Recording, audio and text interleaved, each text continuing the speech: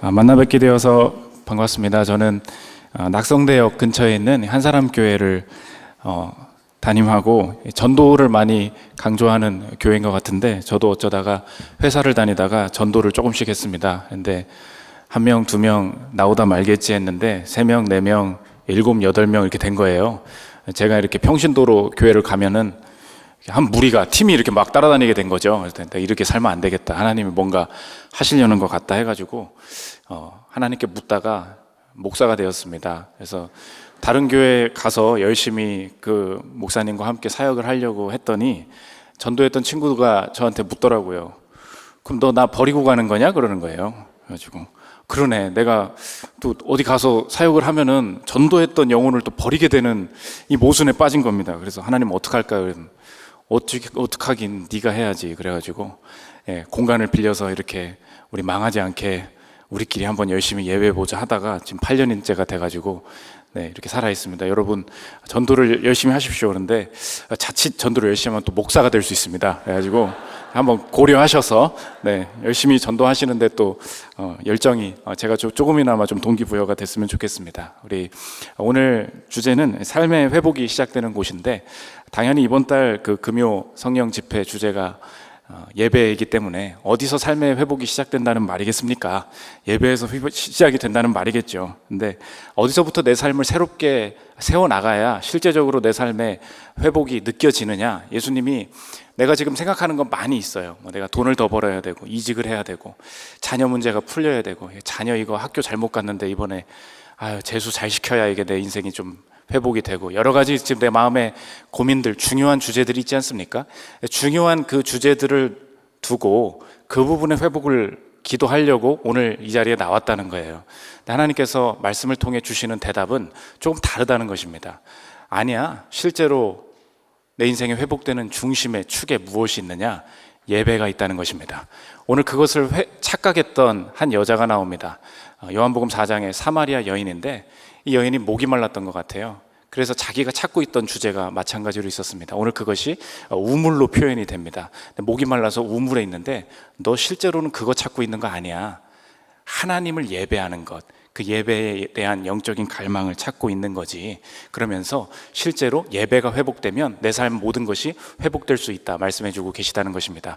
오늘 참석하신 우리 성도님들도 예배가 회복됨으로 말미암아 올 한 해의 모든 삶의 회복이 파생적으로 일어나는 은혜를 누리는 시간이 되기를 축복합니다.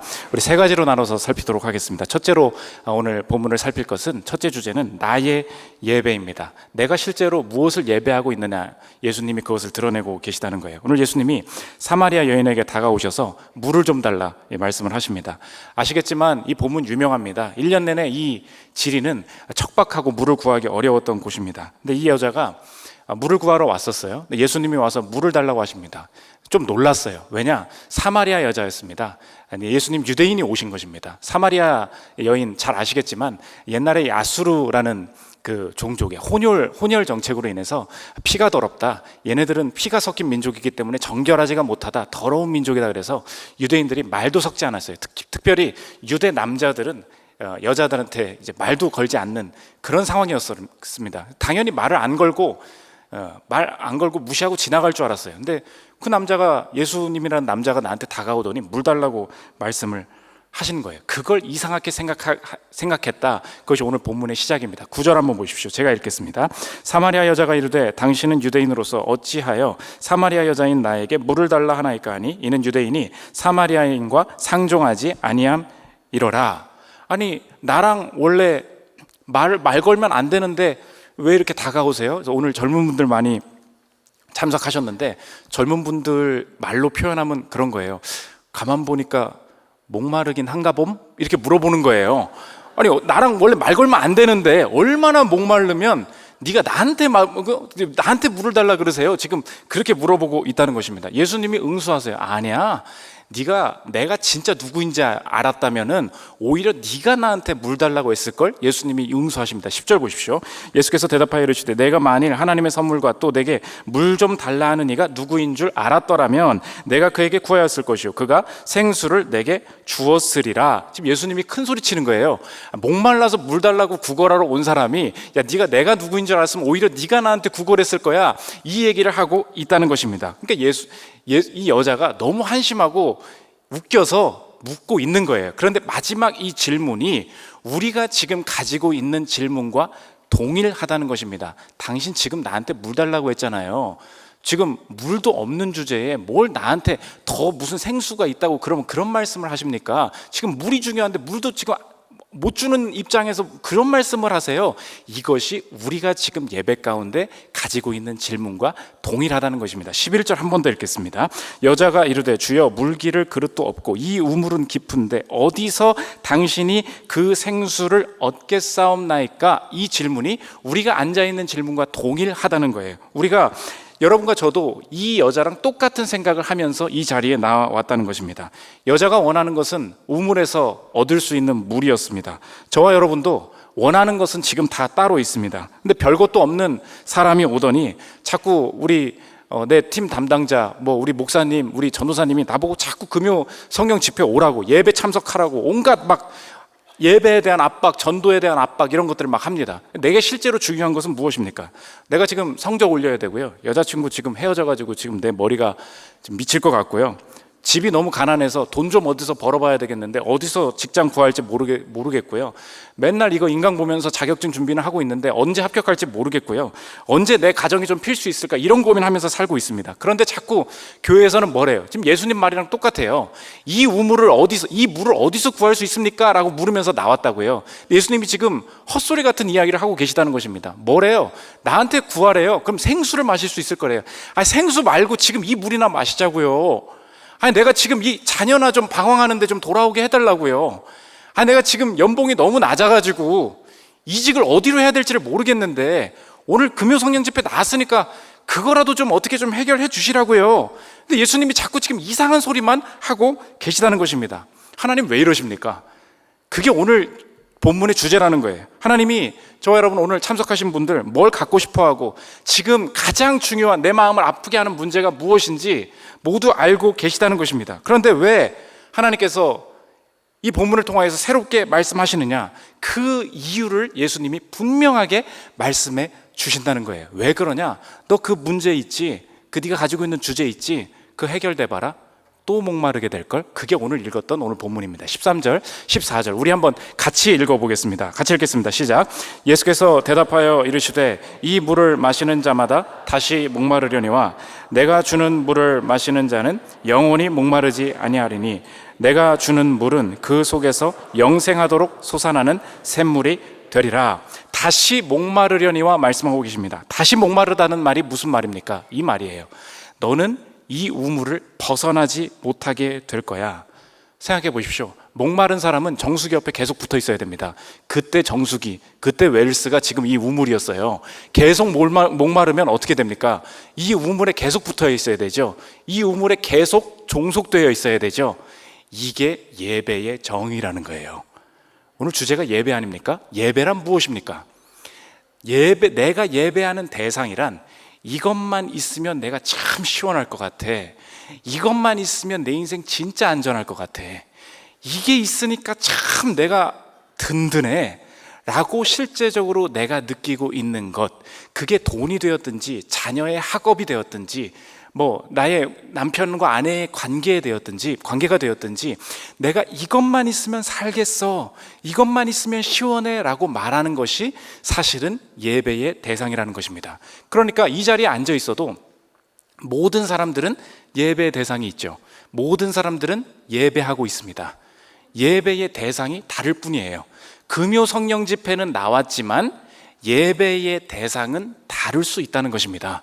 그런데 하나님께서 이 자리에서 이 말씀을 통하여서 우리를 교정시키시고 우리를 거듭나게 하시는 것이 도대체 무엇이냐? 예배의 대상을 내가 실제로 이게 있으면 행복하겠다라는 그것에서 하나님을 예배하는 것으로 예배의 대상이 바뀌어야만 내가 목마르지 않을 것이다 말씀해 주고 계시다는 것입니다. 아니, 왜 하나님, 내가 원하는 게 있으면은 안 목마를 것 같은데요, 왜 그게 다시 목마르다고 말씀하십니까?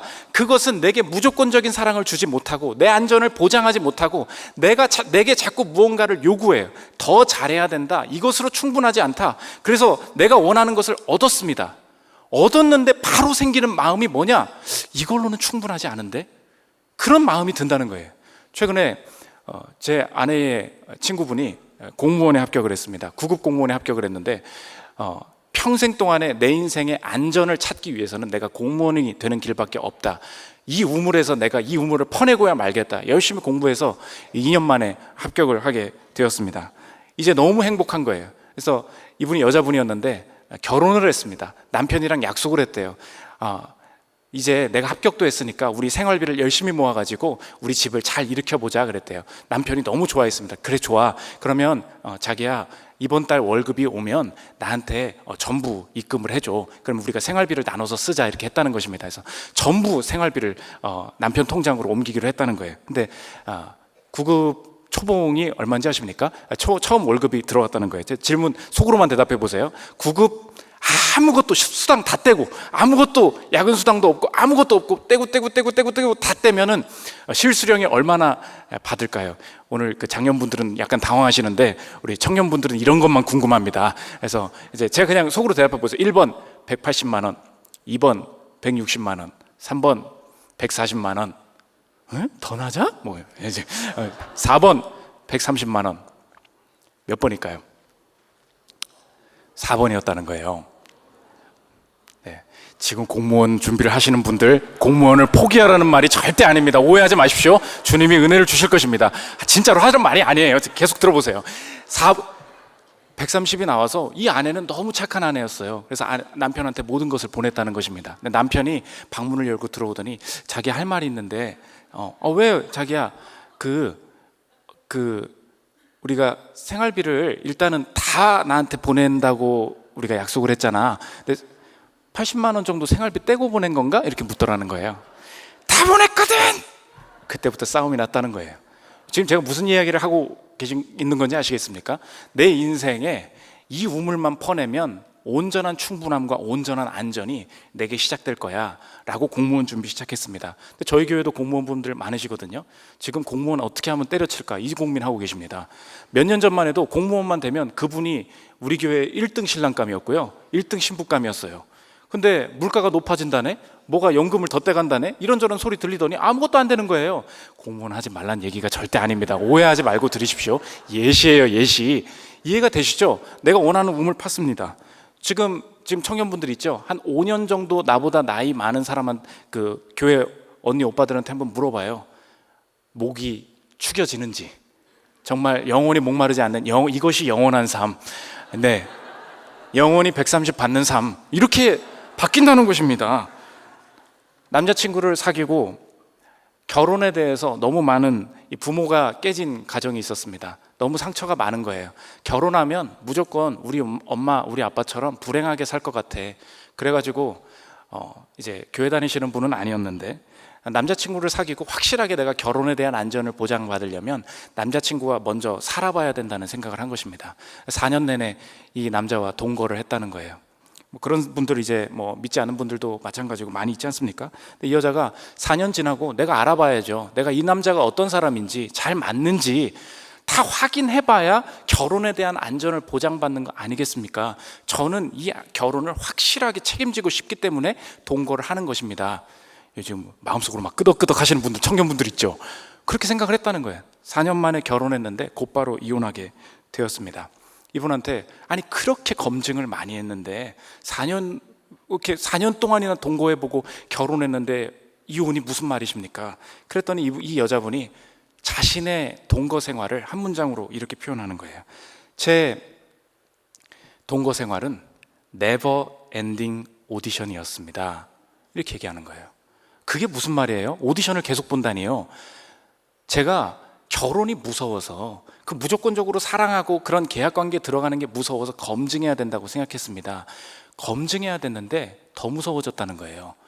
내가 추한 모습을 보여줍니다. 내가 저 사람한테 기쁨과 만족을 줄 수 없습니다. 내가 기분이 나쁜 날도 있습니다. 컨디션이 안 좋은 날도 있습니다. 그러면 저 사람이 나에 대해서 만족하지 못한다는 것을 느끼기 시작합니다. 그러면 이 관계가 언제 깨질지가 두려운 거예요. 저 사람이 내 수입에 대해서 만족을 못합니다. 저 사람이 내 직업에 대해서 내 생김새에 대해서 만족을 못합니다. 그럼 어떻게 해야 됩니까? 더 열심히 만족을 시키고 더 열심히 기쁨을 줘야 된다는 거예요. 4년 내내 보장받는 게 없어요. 4년 내내 갈수록 심해져야 돼요. 4년 내내 더 이 사람의 사랑이 떠나지 않도록 붙잡아야 된다는 거예요. 자기가 자기 생각대로 이 남자 잡고 이 남자 케어만 잘하면 내 인생에 우물 파서 행복하게 살 수 있을 줄 알았어요. 이 사람이 4년 후에 느낀 게 무엇입니까? 목마름이에요. 우리 교회도, 한성교회도 있을지 모르겠는데 청년분들이 이제 많이 나 엄마 몰래 아빠 몰래 이렇게 주식하고 비트코인하고 지금 날려가지고 어쩔 줄 모르는 분들도 이제 많이 계시지 않습니까? 제가 아는 분 비트코인으로 정말로 바닥부터 시작해서 30억 벌었습니다. 30억. 여러분이 원하는 거 아니에요. 11조 3억 하고 교육관 하나 지어줄 수 있잖아요. 또 오는 목사님한테 얼마나 칭찬을 듣겠습니까? 진구식 참여 안 해도 될걸요 아마도? 걔는 배려해 줄 거야. 그렇죠? 그렇잖아요. 그런데 이분 그만뒀어요. 왜? 한 방에 마이너스 12억 날리고 12억 찍고 지금 잠수 탔습니다. 어떻게 해야 될지 모르는 거예요. 여러분, 투자가 왜 어렵습니까? 내가 열심히 벌면 되죠. 그러면 만족이 있겠죠. 다음 투자는요.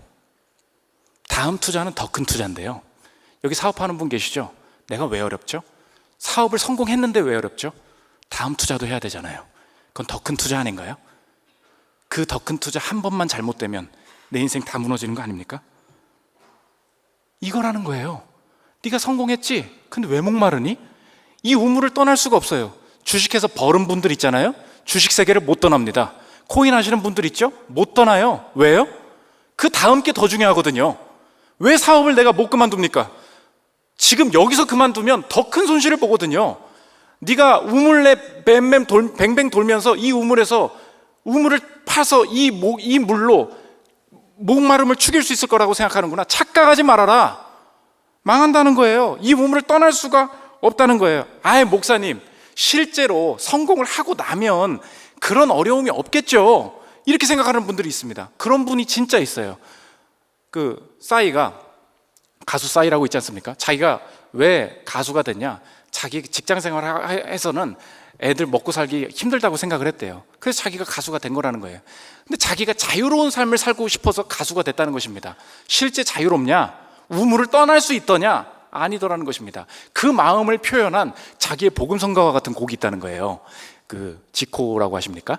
예, 지코의 요즘 세핑 말고 집에 가면서 그 한성교회 CCM만 듣지 말고 다른 것도 한번 들어보십시오. 지코의 천재라는 곡이 있어요. 제가 여기서 부르면은 쫓겨나기 때문에 부를 수는 없고 가사를 가져왔는데, 훌륭한 성공한 아티스트들, 넌 진짜 천재야 라고 말하는 아티스트들이 실제로는 어떻게 사느냐. 싸이가 이 곡을 듣고 이거 내 얘기야, 이게 내 현실이야, 지코를 칭찬했다는 거예요. 가사를 가져왔습니다. 들어보십시오. 제가 욕하는 거 아닙니다. 착각하지 마시고. 제가 읽겠습니다. 딱 띄워 주실 수 있나요? 제가 가져왔는데. 약속도 펑크 내고 나오나요? 인용 그거 넣어달라고 했는데 안 나오구나. 약속도 펑크 내고 작업실로 기어가 두 겹의 컵에 탄산수 가득 채우고 개 쩔거나 개 졸작이거나 퇴근길 내 입모양으로 알 수 있지. 오늘 컨디션 별로라 뭐라도 걸려라는 심장으로 던져 영감에 믿기. 뭐라도 걸리라는 거예요. 그러면서 뭐라 그러냐, 수고스러운 평론을 준비 중이라면 너도 이 새야, 난 작업 당시에 충분히 내가 병임을 체험해 이 새야. 평론 그만하라는 거예요. 왜 평론할 필요가 없다는 거죠? 내가 이미 병임을 이미 내가 알고 있다는 거예요. 여러분 이해되십니까? 여러분 아멘을 하시는 분이 있는데, 내가 뭐 성과 내려고 자리에 앉죠. 공부하려고 자리에 앉죠. 난 뭐예요? 병이에요. 뭐가 이렇게 안 되는지. 그래서 이게 예배라는 거예요. 오늘 본문에 여자 만나는 얘기를 예수님이 하시다가 갑자기 뜬금없이 예배 얘기를 하세요. 왠지 아니? 너가 지금 왜 목마른지 알아? 너를 종속시키고 너가 더 잘해야 돼, 이것도 채워야 돼, 종속시키고 조건을 거는 그 대상이 채워지면 돼 라고 잘못된 예배 대상을 찾기 때문에 그래. 23절 24절 보십시오. 제가 읽겠습니다. 아버지께 참되게 예배하는 자들은 영과 진리로 예배할 때가 오나니 곧 이때라. 아버지께서는 자기에게 이렇게 예배하는 자들을 찾으시느니라. 하나님은 영이시니 예배하는 자가 영과 진리로 예배할지니라. 그래서 예배하게 얘기하신다는 거예요. 그러므로 첫 번째 적용인데, 하나님만 예배하게 하시기 위해서 하나님께서 우리를 변화시키시는 첫 번째 방법이 있습니다. 그게 뭐냐? 꼭 기억하십시오. 나의 우물을 중심으로 인생을 해석하려는 이 고집 버리게 만드신다는 거예요. 오늘 여러분 왜 원망이 됩니까? 내가 유학을 가고 싶거든요. 근데 집안에서 돈이 안 받쳐주거든요. 내가 원하는 주제가 있어요. 내가 이걸 원하는 우물이라고 합시다. 근데 이걸 내가 이룰 수가 없어요. 집안에서 돈이 없어서. 그럼 내가 지금 왜 짜증이 납니까? 왜 우리 집안이 짜증이 납니까? 내가 원하는 이 주제를 채워주지 못하니까 내 인생 살아갈 의미가 없는 거예요. 엄마, 남의 애들은 다 유학 가, 다 교환학생 보내주던데 나는 안 되니까 지금 내가 살아갈 의미가 없는 거야. 내가 그래서 이 정도 연봉밖에 못 받는 거야, 엄마. 이런 얘기를 막 한다는 것입니다. 왜 우리의 지금 원망과 불평이 있죠? 내가 원하는 주제 중심으로 생각하는 거예요. 그러니까 하나님께서 펼쳐가시는 삶이 하나님을 예배하는 방향으로 어떻게 구현되고 있는지 관심이 없는 거예요. 내 주제를 붙들고 있으면 내 인생이 다 불평이 된다는 것입니다. 실제로 요즘 그 기사가 났어요. 지금 20대 30대 여기 많이 계신데, 요새 뭐 집값도 오른다, 내가 서울을 살고 있지만 결국 결혼하면 서울 밖을 나가야 된다, 뭐 이런 말이 많이 있지 않습니까? 그러니까 집이나 결혼 다 포기한다는 거예요. 그래서 집이나 결혼 포기하고 미래보다 현재에 집중하는 2030, 이런 기사가 떴습니다. 근데 여기서 이 대리님이 자기 고백을 하시는 거예요. 이렇게 하니까 너무 편하더라는 거예요. 그 이 대리님, 여기 이 대리님 계시면 본인 얘기일 수 있는데 한번 들어보십시오. 인용 없죠? 네, 제가 읽겠습니다. 직장생활 3년 반 동안 부모님 용돈과 교통비, 통신비, 식비 등을 제외하고는 거의 저금에만 주력했다며 그렇게 모은 돈이 외제차 한 대 값 정도였는데 문득 결혼 자금에 천정부지로 치솟는 서울 집값까지 생각하니 눈앞이 캄캄했다며 그분 고백이에요. 그때부터 집과 결혼 모두 포기하고 지금의 삶에 집중하고 있다고 말했다. 아멘. 그렇죠? 지금 내가 너무 비싸니까 그냥 지금 내가 즐기고 여행 가고 이렇게 살고 있다는 거예요. 근데 그 기사에 댓글이 달렸습니다. 베스트 댓글. 지금도 나중에 제가 링크 드릴게요. 한번 찾아보세요. 지금 네이버 뉴스에 베스트 댓글이 있는데 어떤 초등학생이 댓글을 단 거예요. 뭐라고 댓글을 달았냐? 이거 보여줘야 되는데 제가 하겠습니다. 저는 공부에 찌든 초등학생입니다. 공부 포기하니 삶의 질이 높아졌습니다. 앞으로는 현재에 집중하려고요. 그래서 지금 PC방에 가고 있습니다. 이렇게 얘기를 했다는 거예요. 그랬는데 여러분 뭐가 느껴졌죠? 지금 그걸 모두가 느꼈나 봐요. 그래서 어른들이 그 초딩이 달았던 베스트 댓글에다가 좋아요 눌러가지고 지금도 베스트 댓글이 돼 있어요. 왜 그렇습니까? 우리가 몇 년만 더 산 인생을 살아가는 입장에서도 알고 있죠. 이 초딩이 야, 이 공부 왜 하는지 모르겠어, 필요가 없는 것 같아, 그래서 아무것도 안 하고 지금 현재에 집중하기 위해서 나는 PC방으로 달려가고 있습니다. 우리가 왜 안타까워합니까? 아니야, 너를 이끌어가고 너에게 공부를 제안하는 그 사람들의 말, 부모님의 말, 선생님의 말 조금만 신뢰하면서 따라오면 어떤 의미가 만들어질지 상상하지도 못할 일이 펼쳐질 텐데 지금 내가 볼 때는 아닌 것 같아요. 지금 우리 얘기잖아요. 지금 여러분의 학과, 여러분의 학교, 여러분의 집안, 내가 지금 남편의 월급, 이 자녀의 지금 내 말을 안 따라주는 이 자녀, 내가 바라보면서 원하는 게 뭐예요? 내가 안 따라주고 있다는, 원하는 대로 안 되는 거잖아요. 그러니까 의미가 없죠. 부모 잘못 만났죠. 이 남편 잘못 만났죠. 이 학교 잘못 들어갔죠. 그게 지금 원망이잖아요. 하나님이 이것 깨게 만드신다는 거예요. 너는 너의 주제를 가지고 네 스스로 의미를 만들려고 하는구나. 한성교회 금요 성령 집회 나올 정도면 여러분 이런 생각 가질 수 있어요. 목사님, 내가 어디서 뭔 죄를 지었습니까? 내가 11조도 하고요, 주일 성수도 하고요, 뭐 술도 안 마시고요, 내가 이것저것 다 안 해요. 그러니까 내 스스로 어떻게 느껴지냐? 나는 죄 안 짓는 사람 같거든요. 그런데 하나님의 인도하심을 전혀 못 느끼고 죄악의 길로 갈 수가 있어요. 왜 그렇습니까? 실제 죄악은 뭐예요? 예배의 대상은 끝까지 안 바뀌는 거예요. 나는 대학이 있어야 되거든요. 나는 연봉이 이만큼 있어야 되거든요. 이거 안 바뀌면 아무리 내가 다른 죄를 안 짓는 것 같아도 하나님의 인도하심을 경험할 수 없다는 것입니다. 하나님이 그래서 이 예배가 무엇인지를 정의하시면서 우리에게 하시는 첫 번째 일이 뭐라고요? 내 주제대로 내 인생의 의미를, 주제 중심으로 의미를 부여하려는 거 내려놓으라는 거예요. 그래서 제 말을 한번 따라해 보십시오. 의미의 주인은 하나님이십니다. 다시 한번, 내 인생 의미의 주인은 하나님이십니다. 믿으십니까? 내가 이게 하나님 예배한다는 뜻이라는 거예요. 두 번째로 살펴볼 것은 그의 초대입니다. 예수님이 너 지금 누군가를 예배하고 있었구나, 우물에서 지금 뱅뱅 돌고 있구나, 그걸 끄집어내시면서 예수님 만나면서 실제로 예배자가 어떻게 변화되느냐, 그분이 어디로 초대하시느냐, 실제적인 적용을 보여주고 계십니다. 세 가지 방향으로 우리를 초대하시는데, 첫째로는 여러분의 인생이 하나님 예배하면 어디로 가게 되느냐, 그게 궁금하잖아요. 어디로 가게 되냐? 첫째로 자유한 곳으로 가게 된다는 것입니다. 28절 한번 보십시오. 여자가 물동이를 버려두고 동네에 들어가서 사람들에게 이르되, 여자가 예수님 만나자마자 지금 첫 번째로 하는 행동이 있습니다. 여자가 물동이를 버려두고 즉시 나타나는 현상이 무엇입니까? 우물에서 물동이 내려놓게 된 거예요. 이게 자유죠. 내가 이 물동이가 있어야 된다고 생각했거든요. 적용해 보십시오. 내가 이 학벌이 있어야 된다고 생각했어요. 이 이직을 꼭 성공해야 된다고 생각했어요. 이 자격증이 있어야 된다고 생각을 했다고요. 근데 하나님이 어떻게 하신다고요? 놓게 하신다고요. 이거 없어도 괜찮아. 지금까지는 우물이 주제였어요. 근데 지금 이런 말 있습니까? 이 여자가 물동이를 내려놓고 빨래판을 집어들더라, 이런 거 있습니까? 없죠. 이게 아니구나, 요즘 트렌드는 이게 아니라는 거예요. 내가 이거는 세상에서 말하는 이 물동이가 필요해, 이건 내려놨어요. 근데 그 다음 뭐예요? 예수님 말고는 없어요. 뭐 해야 될지 모르겠어요. 그 자유예요.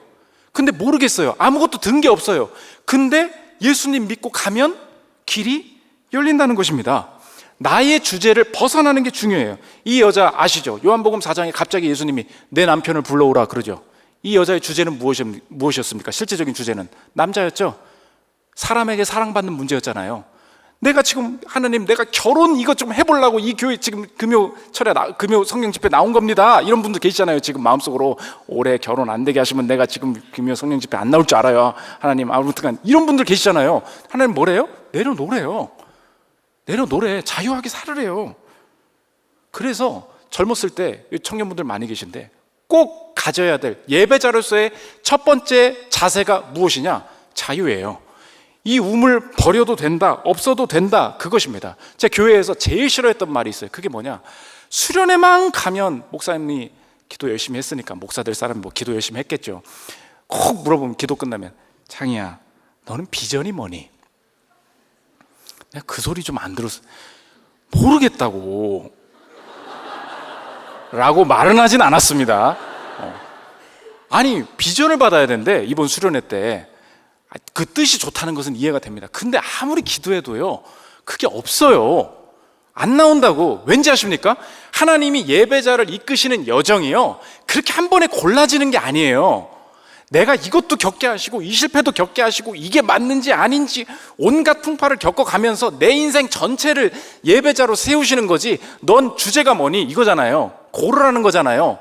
물동이에 내 하나 찍히고, 그래서 뭐 의사가 될 건지 변호사가 될 건지 어느 대학을 갈 건지 정해놓고 기도를 하라는 거야. 모르겠어. 성적도 안 나는데 그걸 어떻게 합니까?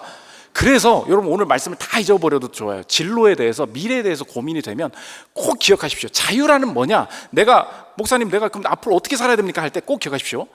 동그라미를 치려고 하지 말고 X를 치려고 하십시오. 목사님 다시 한번 이것만 기억하라고, 딴 건 다 기억버리고. 동그라미를 치려고 하지 말고요, X를 치려고 하라고요. 그게 무엇입니까? 동그라미는 뭐예요? 정하라는 거예요. 뭐 될 거니? 이 많은 것 중에 뭐 될 거니? 어느 학과 갈 거니? 모르겠다니까요. 그럼 뭐냐? 내가 죽어도 이건 하기 싫다. 그거에 하나 X 치는 거예요. 그 나머지는 뭐 할지 모르겠어요. 그냥 두는 거예요. 저는 특별히 정한 게 있어요. 저는 스포츠는 못해요. 제가 축구하면 목사님 골프 하시냐고, 어디로 보내는 거냐고 그런 말을 들어요. 그럼 저는 알죠. 내가 몸으로 쓰임받을 존재는 아니다. 그럼 이제 그건 X 치는 거예요. 그럼 뭐 할 건데? 모르겠어요. 가만히 있는 거예요. 그러면 열린 상태에서 하나님이 어떻게 이끄실지 몰라요. 그대로 가는 담대함이 있어야 되는 거예요. 여러분 오늘 왜 오늘 조급합니까? 솔직히 말해보세요.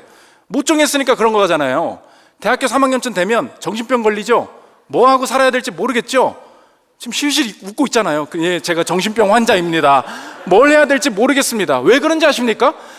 나도 조급한 거예요. 하나님을 믿고 있다고 예배는 드리지만 실제로 주님 따라서 물동이 버리고 가야 된다는 이 훈련을 안 해본 거예요. 그러니까 남들이 뭐 하나씩 팍팍 골라서 가거든요. 그러니까 내가 확신이 없는 거예요.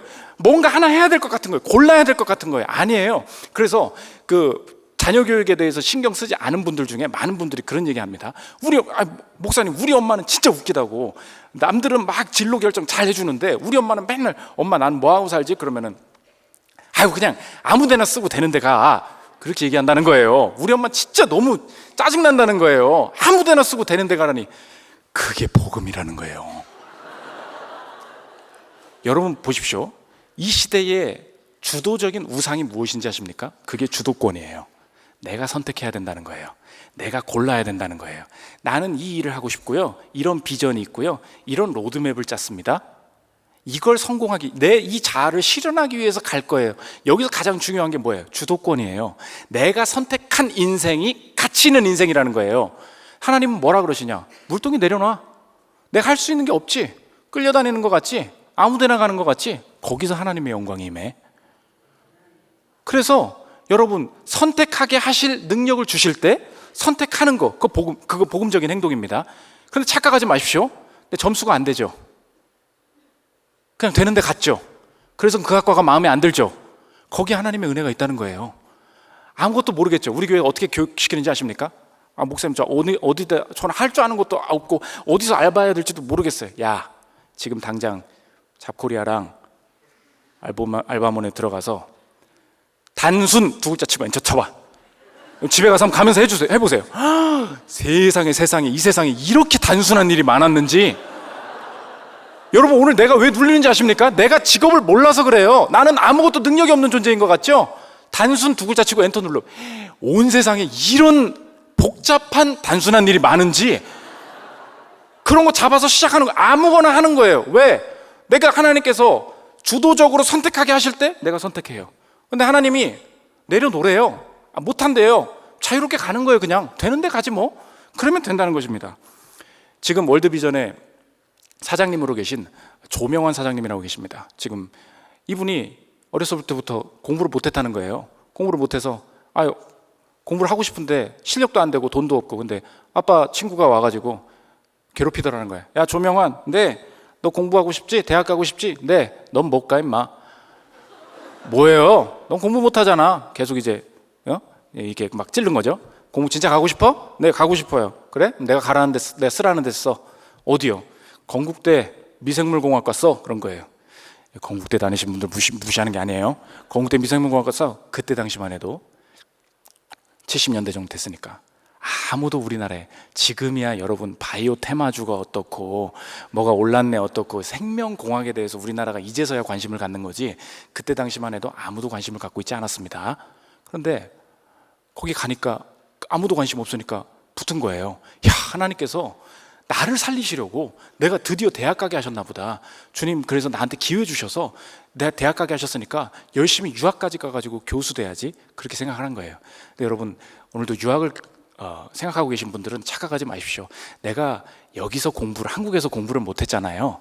그러면은 굳이 이렇게 태평양을 건너서 간다고 해서 갑자기 큰 은혜가 임하고 그런 일들은 거의 벌어지지 않습니다. 여기서 B면은 거기서 C예요. 이제 하나씩 내려간다고 생각을 하시면 돼요. 조명환 회장이 그러셨던 거예요. 갔더니 최저학점을 맞춰야 되는데 B를 못 맞추는 거야. 그래서 오하이오 대학에 갔는데 최저학점 못 맞춰서 퇴학을 당한 거예요. 옆에 있던 친구가 Hey 명환, go home. 네 공부 너무 못해. 그렇게 한 거예요. 하나님, 내가 이 길을 갔는데, 선택했는데 하나님이 그러면 지혜도 주시고 해서 잘 되게 하셔야지. 내가 이 쫓겨나는 게 뭡니까? 모든 곳에 다 넣었는데 다 리젝되는 거야. 짐 싸서 집에 가야 되겠구나. 근데 애리조나 대학에 추가로 넣었어요. 또 리젝이 왔네. 아휴, 집에 가자. 근데 애리조나에서 메일이 하나 더 왔어요. 열어보니까 이상한 일이 벌어지는 거예요. 대학의 갑질인데, 당신, 이거 제가 가져왔는데 이게 지금 안 되니까 제가 결론이 뭐냐면 대학에서 오퍼를 넣은 거예요.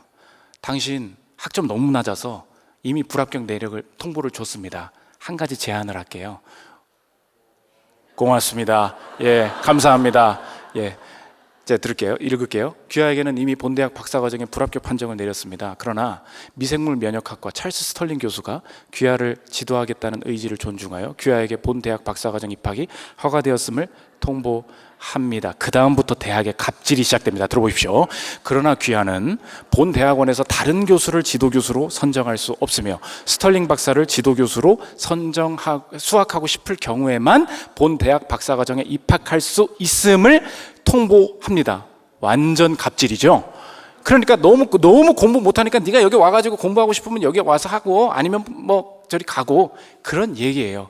그런데 이때 이 미국에서 어떤 일이 벌어졌느냐, 여러분과 같이 젊은 사람들이 7, 80년대 미국에서 갑자기 죽어나가기 시작하는 거야. 쟤 왜 죽냐? 진짜 이상하다. 얘도 죽어. 야, 그냥 이게 무슨 병인지 모르겠어. 그 당시에 미국에서 처음으로 에이즈라는 병이, 야, 도대체 이걸 어떻게 고쳐야 되는 거냐, 이걸 어떻게 고칠지를 모르겠는 거예요. 그러니까 거기서도 이걸 아무도 안 하려고, 그러니까 찰스 스털링 교수가 거의 처음으로 연구를 시작한 거죠. 여러분, 미국 사람들도 똑같을 거 아니에요. 인기 좋은 학과 갔을 거 아니에요. 그러니까 아무도 여기 지원을 안 해요. 근데 어디 저기 보니까 저 사우스 코리아의 명환초, C뿔뿔, DDDDF 이런 애가 하나 있으니까 오케이, 걔라도 뭐 이렇게 한 거죠. 그러니까 그렇게 걔도 끌어다가 쓴 거예요. 그런데 이 조명환 교수가 지금 어떻게 인정을 받냐? 아시아 최고의 에이즈 전문가. 이분 고백이 뭐냐? 나는 선택할 능력이 없었다는 거예요. 들어보십시오. 나는 현재 아시아 최고의 에이즈 전문가로 통한다. 하지만 나는 에이즈에 관심도 없었고, 이거죠. 자유예요, 자유. 에이즈를 공부하기 위해 미국에 간 것도 아니었다. 하지만 모든 대학이 거부할 때 오직 한 사람, 스털링 교수가 나를 받아준 까닭에 나는 그를 따라 에이즈 전문가가 되었다. 여기부터입니다. 잘 보십시오. 내가 실력 있는 학생이었다면, 실력이라는 우물을 붙들고 있었다면, 그거죠. 대학도 내가 선택했을 것이고 지도 교수도 내가 선택했을 것이다. 하지만 내겐 선택할 자격이 없었다. 스털링 교수에게 선택받은 것 자체가 기적이었다. 그런데 스털링 교수가 에이즈 연구가였다. 하나님은 이렇듯 나로 하여금 에이즈 공부를 하도록 이끄셨다. 나는 공부 못하니까 성적에 종속되는 줄 알았어요. 주제도 없어요. 연구하고 싶은 자유도 없었어요. 매이지 않는다는 거예요. 하나님이 주시는 선물이 이겁니다. 여러분의 하나님 사랑받는 자녀의 권세 속에 이 자유가 있다는 거 믿으십니까? 지금 하나님이 그거 없어도 돼 말하는 거 내려놓으십시오. 거기서 하나님께서 은혜 주신다는 거예요. 두 번째로 살펴볼 게 뭐냐? 하나님이 위험한 곳으로 이끌어 가신다는 거예요. 28절, 29절 다시 제가 읽겠습니다. 같이 읽어볼까요? 시작. 여자가 물동이를 버려두고 동네로 들어가서 사람들에게 이르되 내가 행한 모든 일을 내게 말한 사람을 와서 보라. 이는 그리스도가 아니냐 하니, 여자가 물동이를 버린 다음에 어디로 갔느냐? 동네로 들어갔다. 이 여자 어떤 여자냐면 계속해서 남자랑 부적절한 관계를 맺고 만났다 헤어지고 도덕적으로 파탄난 여자예요. 그러니까 동네 사람들이 만나기 싫어하고 인정 안 하고 저리 가라 그러고 말도 안 걸고, 그러니까 혼자 우물에 물 먹으러 나온 사람이었다고요. 동네 사람들한테 인정받지 못하는 여자입니다. 그래서 혼자 살았어요. 근데 이 사람이 지금 어디로 뛰어들어갑니까? 자신의 인생이 가장 가장 위험해질 수 있는 곳으로 뛰어 들어가요. 그게 어디예요? 그게 내 동네예요. 그게 내 동네라고. 예수님 만났을 뿐이거든요. 물동이 버리고 어디로 가요? 나를 지켜야 될 거 아니에요. 예수님이 나를 지키실 거라는 내 예배의 대상이 예수님만 돼버린 거예요. 그분이 나를 보호하신다. 그분이 나를 내 방패 되신다. 근데 하나님이 그때 어디로 가게 하십니까? 가장 위험한 곳, 인정받지 못하는 곳, 위험한 곳, 수가라는 동네에 다시 들어가게 하신다는 거예요. 이게 하나님께서 신자들을 이끌어 가시는 특징이 된다는 것입니다. 이 시대에 적용하면 무엇입니까? 청년분들 잘 들으십시오. 우리 이 시대에 내가 죄를 안 짓는 것 같아요. 그럼에도 불구하고 하나님을 예배하지 않을 수 있고요, 하나님이 인도하심을 경험하지 못할 수 있어요. 왜 그러냐?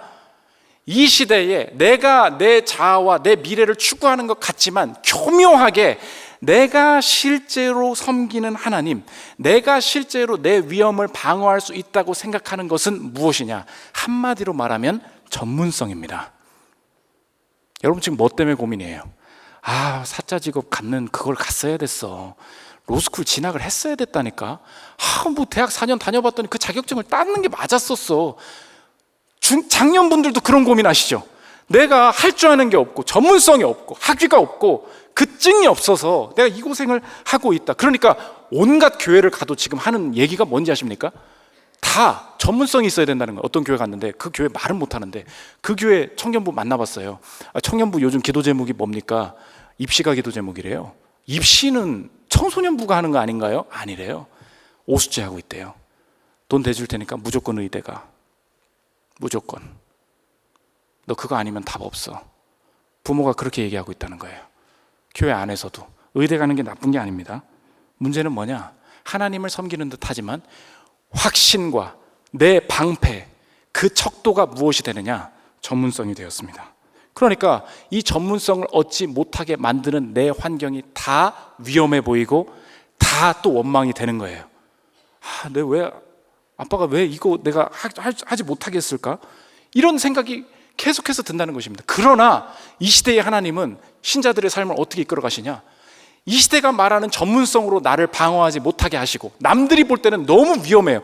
너는 이거 학부밖에 안. 제가 처음에 목사 될 때 뭐라 그러냐? 너 목회 잘못했다고 목사님들이 저를 그렇게 욕을 했어요. 네가 이렇게 회사 다니다가 교회 갔으면 넌 유학을 갔어야 된다고, 개척 선택을 잘못했다고, 금방 무너질 거라고, 온갖 그 사탄의 소리들이 막, 큰 교회에서 목회를 해봤어야 된다는 둥, 왜 한성교회를 지원을 안 했냐는 둥. 진짜예요, 진짜. 그 소리가 얼마나 두려웠는지 몰라요. 왜? 전문성이 없다는 거예요. 스펙이 없다는 거예요. 그거에 매여가지고 위험한 곳을 못 가는 거예요. 왜? 실제적으로 내가 섬기는 건 하나님이 아니라는 뜻이라는 것입니다. 최근에 빌 게이츠가 추천한 책이기도 한데, 데이비드 앱스타인이라는 분이 쓴 책 중에 늦가기 천재들의 비밀이라는 책이 있습니다. 거기에 부제가 특이해요. 전문가들이 성공하는 시대에 어떻게 제너럴리스트, 우리 같은 사람들, 전문성이 없는 사람들이 어떻게 성공하냐. 거기서 영국 사립학교를 소개합니다. 온갖 영국에서 음악 잘하는 사람들 다 끌어모아 사립학교에 모았어요. 얘네들 아마 음악 잘하는 이유가 어려서부터 돈을 발라가면서 영재교육을 시켰으니까 이렇게 음악을 잘하는 자녀들로 자란 거겠지라는 전제를 가지고 연구를 시작했습니다. 결론이 뭐냐? 가장 탑 클래스로 음악 잘하는 사람들, 한성교회도 음악 잘하는 사람 다 모여 있잖아요. 전국에서 제일 잘하는 사람 여기 모여 있잖아요. 까봤다는 거예요. 영재 교육 받았겠지? 그런 사람 한 명도 없었다는 거예요. 들어보십시오. 이거 안 나와요? 예. 고맙습니다. 영구지는 학교가 비범하다고 분류한 학생들이 그보다 실력이 떨어지는 학생들에 비해 음악에 관심이 덜한 집안에서 나왔으며 음악을 더 늦게 시작했고 학교에 들어가기 전에 음악 레슨을 받았을 가능성이 더 적었고 입학하기 전까지 악기 연습을 한 시간이 전체적으로 적었다고, 그것도 훨씬 적었다는 결과가 나오자 깜짝 놀랐다. 여러분 같은 사람이라는 거예요. 야, 너 피아노 좀 배워라. 도썰미썰 나 못하겠어.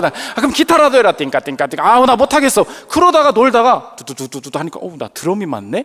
그냥 이렇게 시작한 애들. 그러면 실제로 영재 교육 받았던 걔네들은 뭐 하고 있니? 한 명도 빠짐없이 평균이더라는 거예요. 들어보십시오. 체계적인 레슨 여부를 조사했을 때 일찍부터 아주 많은 시간에 걸쳐서 체계적인 레슨을 받았던 학생들의 실력은 예외 없이 평균의 범주에 들어갔다. 단 한 명도 비범한 집단에 들어가지 못했다. 하나님이 여러분을 어떻게 이끄시느냐? 비범한 길로 이끄십니다. 오늘 자꾸 그 평균, 그 정도는 해야 되는 이 시대의 문화의 목소리라는 목소리에 속아가지고 여러분 지금 두려움 갖고 있죠? 위험한 곳으로 못 가겠죠? 제가 경영학과거든요. 제가 공부할 때 80%의 학생들이 회계사 공부를 했습니다. 그거 안 되면 다 죽는 줄 알았어요. 근데 그거 했으면 죽을 뻔했어요. 저 숫자랑 잘 안 맞는 사람이거든요. 그거예요. 그때 제가 한 게 뭐냐? 예배 가운데 응답받은 거예요. 너는 그 길 안 가도 된다. 내가 너 이끌겠다. 제가 회사 가서도 마찬가지였습니다. 회사 가서 위험하잖아요. 할 줄 아는 게 없고 회사 가서도 능력이 중요합니다. 교육을 받는데 제가 말했죠. 축구를 골프처럼 한다고. 근데 제가 다니던 회사는 인간관계, 술 마시고 막 퍼마시고 이런 거 엄청 중요하게 여기는 곳이었어요. 근데 내가 술도 안 마시겠다 그러지.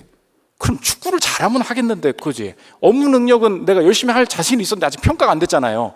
그런데 이 신입사원 교육을 받는 이 성적에 따라서 좋은 부서로 막 배치를 하겠다는 거예요. 그럼 얼마나 두렵습니까? 위험 아니에요? 그럼 여기서 이 위험한 곳에서 해야 될 일은 뭐예요? 세상적인 방패를 갖는 거죠. 열심히 퍼마시고 뭐 축구를 좀 배우든지 뭐 아무튼 뭔가 싸바싸바를 해야 되는 거 아닙니까? 안 했어요. 안 했다고. 맨날 회식 자리에서 콜라 사이다 따라 마셔가면서 막 뭐 이상한 짓 하고 있으니까 꼴 보기도 싫은 거예요. 팀장님이 저한테 뭐라 그러냐? 창희 씨 술도 안 마시면 도대체 할 줄 아는 게 뭐냐? 팍 꽂히는 거야. 너는 술도 안 마시지, 축구도 못하지, 할 줄 아는 게 뭡니까? 가슴에 박혔죠. 근데 기도했어요. 하나님, 주님만이 방패되어 주시길 원합니다. 이 회사에서 절 좀 살려주세요. 그렇게 하고 끝났으면 좋은데 한마디 더 물어봐요. 창희 씨, 운전은 해? 그런 거예요. 운전은 해? 제가 운전 좋아하거든요. 운전도 해요. 창희 씨, 근데 하필 그 팀장님이 스틱 매니아였던 거야. 오토 말고요. 근데 제가 스틱도 잘합니다. 이 시대에 보기 드문 인재죠. 네, 제가 운전을 좋아해서 하필 스틱을 잘한 거예요. 네, 저 스틱 얼마든지 해요. 그래? 창희 씨는 술 먹지 마. 야, 여기 다 모여. 여기 대리 안 불러도 돼. 창희 씨가 여기 내 앞에 바로 앞에니까 여기 나 집까지만 데려다 줘. 그래가지고 안주 더 먹으라고, 내가 너 챙겨주겠다고, 남들이 절대 술 못 마시게 하겠다고, 대리비 아끼려고 하나님이 저를 그렇게 보호하셨어요. 그래가지고 대리운전을 해주면서 돌아다니면서 창희 씨는 왜 술 안 마셔? 어떤 교회 다녀? 그러면서 막 저 자연스럽게 전도하고 끝까지 보호받아서 제일 좋은 평가 받아가지고 좋은 부서에 있다 나왔어요. 그렇게 하면 무조건 술 안 마시면 다 잘 된다 그런 뜻이 아니고, 지금 주제는 위험입니다. 위험. 물동이를 버려두고 어디로 갔어요? 동네로 들어갔어요. 여러분, 그래서 오늘 한번 생각해 보십시오. 젊은 분들이 많으니까 왜 유학 가려고 하십니까? 왜 편입하려고 하세요? 왜 그 자격증 따려고 하세요? 왜 재수하려고 하십니까? 왜 이공계생들 잘 들어요? 왜 석사와 박사를 그렇게 하려고 고민 중이십니까? 부르심이에요? 가면 됩니다. 그런데 그걸 안 했을 때 어떻게 될까 한번 생각해 보세요. 이거 안 하면 나 죽어. 이거 안 하면 나 뒤처져. 주님이 부르셔서 하는 게 아니고 이거 아니면 난 아무것도 못해. 이 두려움의 근거에서, 위험의 근거에서 그 결정을 하고 있다면 다시 생각해 봐야 된다는 거예요. 여러분이 하나님을 쫓고 있는 것 같지만 기도 제목으로 하나님 그 박사 빨리 통과되게 해주세요 말하고는 있지만 전혀 하나님의 말씀을 따르지 않고 있을 수 있다는 것입니다. 박사하지 말라는 거 아니에요. 혹시 내가 섬기고 있는 것이, 내 예배의 대상은, 내 무기는 전문성이 아닌가, 이거 묻고 있다는 것입니다. 세 번째, 하나님이 어디로 이끄시느냐? 증언하는 곳으로 이끌어 가신다는 거예요. 하나님이 결국 이렇게 해서 내 인생 잘 되게 하셨다, 그게 결론이 아니에요. 내 인생에 하나님이 묻혀져 있었구나, 사람들이 그거 보게 하신다는 거예요. 29절 30절 이 여자가 동네로 들어갔더니 벌어진 일입니다. 같이 읽겠습니다. 시작. 내가 행한 모든 일을 내게 말한 사람을 와서 보라, 이는 그리스도가 아니냐 하니 그들이 동네에서 나와 예수께로 오더라. 오늘 9절 보세요. 너무 특이해요. 아무것도 안 했어요. 내가 이런 짓을 하면서 살았던 걸 그 자가 알더라고. 내가 그분 만나서 뭐 이런 일이 있었어 라고 쭉 얘기했어요. 이분 진짜 하나님 같은데? 라고 말했더니 30절에 뭐래요? 그 얘기했더니 사람들이 예수께로 오더래요. 기적을 일으키지 않았어요. 자기 얘기했습니다. 그러니까 이 예배자들의 삶의 독특한 인도하심이 뭐냐? 나는 능력이 없는 것 같거든요. 하나님 따라서 자유로운 길로, 위험한 길로 갔어요. 갔더니 뭐라 그러냐? 사람들이 그냥 나를 보더니 예수를 믿게 돼요. 나를 보더니 하나님을 느끼게 돼요. 그러니까 여러분의 인생의 예배자의 결론은 뭐냐? 예배를 잘 드렸더니 내가 가지고 있던 이 문제가 해결됐다. 그럴 수 있어요. 그러기를 바랍니다. 그런데 그게 하나님의 결론이 아니세요. 어떻게 간다고요? 증언하게 하신다고요. 어떤 증언이요? 세상에서는 이제 능력을 갖춰야 된다고 합니다. 능력주의의 특징이 뭐예요? 정상을 추구해요. 그런데 하나님께서 우리에게 은사를 주십니다. 사람들이 이걸 착각할 때가 있어요. 여러분 한번 대답해 보세요. 능력과 은사의 차이가 뭐예요? 내가 지금 불만인 이유가 뭐예요? 능력을 주려면 많이 주시지. 여러분 늘 애매하죠? 내가 공부를 잘해. 근데 1등은 따로 있죠. 내 기타를 잘 쳐. 제일 잘 치는 놈은 따로 있잖아요. 그러니까 느낌, 아니 줄 거면 한꺼번에 막 주셔야 이게 뭐가 좀 되잖아요. 능력은 정상을 추구해요. 근데 은사는 달라요. 은사는 위치예요. 하나님이 부르신 위치, 포지션이라고. 위로 가지 않아요. 여러분, 그래서 내 능력은 1등이 아니니까 쓰임받지 못할, 절대 그렇지 않습니다. 내가 왜 이 업을 두시고 이 정도 실력만 갖게 하셨지? 기도해 보세요. 하나님이 부르시는 위치로 막 이끌어 가세요.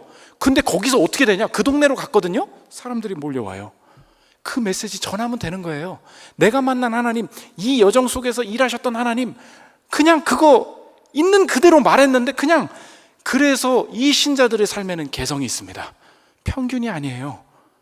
하나님이 그 독특한 증언을 하게 만드신다는 거예요. 그 배우 김혜자 씨라고 아시지 않습니까? 이분 훌륭하신 분이시죠. 우리들의 블루스 뭐 나왔고 엄청난 신앙인이시고 지금도 소속사 없고 매니저 없이 그냥 혼자 다녀요. 그런데 배우의 세계로 부름을 받았잖아요. 나는 뭐 하고 싶었냐는 거예요. 내가 하나님 앞에서 최고의 배우가 되겠어. 우리 그렇게 되잖아요. 최고가 아니더라는 거예요. 내 인생 살아보니까 내 여정을 통해서 하나님이 드러내고 싶으신 메시지가 있었고 나는 그 역할만 찾더라는 거예요.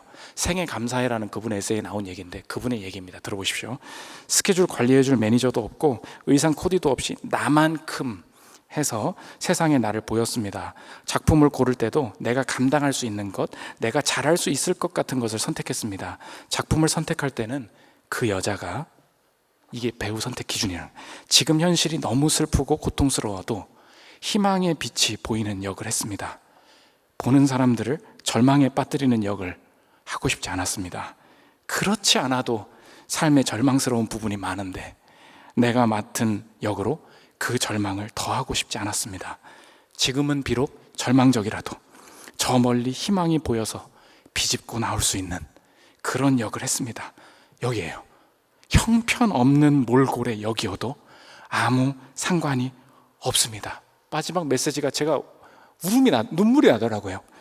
저 여자에게 희망이 기다리고 있나? 그것을 따졌습니다. 이게 나의 삶으로 예수를 증언하는 나만의 방식이라는 거예요. 저 여자에게 희망이 기다리고 있나? 여러분의 지금 가지고 있었던 문제 결국 해결하고 난 다음에 말하고 싶은 게 뭐예요? 결국 회복했다고? 결국 내 자녀 잘 됐다고? 뭐가 빠져 있습니까? 함께 하신 예수 그리스도에 대한 증언이 빠져 있잖아요. 그건 예배자의 삶이 아니라는 것입니다. 마지막 세 번째, 그의 생수입니다. 오늘 예수님이 요한복음을 읽어보신 분은 알 거예요. 마지막인데 예수님이 물 준다고 했거든요. 근데 오늘 본문의 14절과 요한복음 4장이거든요. 19장으로 쭉 넘어가면 뭐 갑자기 또 이상한 소리를 하네. 예수님 십자가에서 하신 말씀이 요한복음 4장에서 하신 말씀과 달라요. 물 주겠다고 했거든요. 본인이 목마르되 비유해서 한번 보십시오. 14절 보십시오. 내가 주는 물을 마시는 자는 영원히 목마르지 아니하리니 내가 주는 물은 그 속에서 영생하도록 솟아나는 샘물이 되리라. 이분 예수님입니다. 예수님이 뭐라 그랬어요? 나한테 오라고. 그러면 내가 물 주겠다고. 나는 물을 가진 존재라고요. 그렇게 말씀하셨어요. 여러분 성경 읽으면서 이상하다는 거 못 느꼈어요? 물 주겠다고 했거든요. 예수님이. 그 본인이 19장 28절 보십시오. 이르시되 내가 목마르다. I thirst. 뭐예요? 뭐냐고. 물 준다고 했잖아요. 물 준다고 했던 그 사람이 본인이 목마르다네? 이거 무슨 말입니까? 여러분, 저만 이상합니까? 목사로서? 뭐야, 성경이 준다고 하더니 목마르대. 이거 뭐예요? 어떻게 물을 만드신 그분이 목마르다고 하십니까? 어떻게 물을 창조하신 그분이 목마르다고 하십니까? 이 자리에 앉아있는 여러분의 인생에 찾아올 마지막 목마름을 보여주고 있었던 거예요. 우리가 학벌이 없어서, 돈이 없어서, 자녀가 방황해서 목마른 것 같지만 여기 있는 모두가 해결된 것 같아 보여도 결코 인간의 방법으로 해결할 수 없는 마지막 목마름이 남아 있다는 것입니다. 그게 무엇입니까? 죄인인 우리가 하나님과 영원히 단절되는 목마름, 죄인의 목마름, 하나님이 부재한 목마름, 영벌의 목마름, 이거 아무도 해결 못한다는 거예요. 이 영원한 목마름을 대신해서 해결해 주신 그분이 누구십니까? 그게 예수님이시라는 거예요. 물 주겠다고 하신 그분이 이 물 못 얻을까 봐, 죄인은 이 물을 먹을 자격이 없기 때문에 순결하지 않은 자, 하나님을 떠난 자, 하나님을 떠나서 우물가에서 맴도는 자는 생명수를 먹을 자격이 주어지지 않기 때문에 물을 주겠다고 말씀하신 예수께서 너희들은 왜 이걸 안 먹냐고 책망하고 심판하시는 곳으로 심판하시지 아니하고 직접 하신 일이 무엇인가? 자기가 직접 우리가 목말라야 될 그 십자가의 자리에 대신 가심으로 우리가 경험해야 될 영원한 목마름을 영원히 가져가셨다는 것입니다. 믿으십니까? 이것을 믿는 사람만 그분 앞에 서기 전에 나의 삶도 이제 새롭게 해석될 수 있는 거예요. 죄에서 자유 주셨고 내 죽음의 위험에서 건져 주셨고 나를 사랑한다, 나를 결코 버리지 않겠다, 십자가 위에서 직접 증언해 주신 예수 그리스도, 그분만이 내 예배받을 대상이 되십니다. 그렇다면 내 인생을 이끌어 가시는 이 여정도 다시 해석하겠습니다.